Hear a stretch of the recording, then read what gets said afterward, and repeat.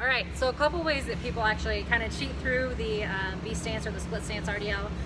You've got pelvis drifting one way or the other, or kind of what I talked about with too much of pelvis motion rather than hinging. So when I talk about the pelvis motion, Dave's pretty good at demonstrating this too. You're gonna see, it's subtle. I'm gonna tighten your shirt. You're gonna see there's a point in the range of motion where his hips aren't hinging back. He's just moving through his lumbar spine. And that's where people tend to run into issues with their SI joints or just kind of irritate low back. Yeah, and it's subtle. So you can imagine that if you loaded that weight, it's gonna play a huge role in what's actually working with stabilizing you and where you're generating tension. So again, you perform it properly now.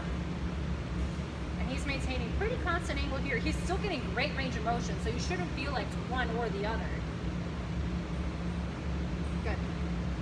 The two other ways that people like to almost compensate with this exercise is by drifting or letting their pelvis shift from one direction or the other. So, pick a side. In this variation, Dave is actually drifting onto his back leg. He's over bracing with his hip flexor and was pulling onto that area.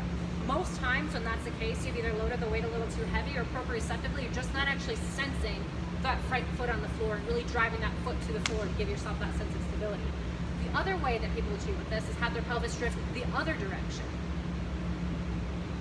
And a lot of times that's an inability to actually access the posterior hip capsule, actually from the joint perspective, or actually just utilize posterior hip and sit your center of gravity backwards. So again, in that case, I might lighten the weight and emphasize something like tempo to ensure a good pattern that you're actually moving through the areas, through the sections that you should be moving through.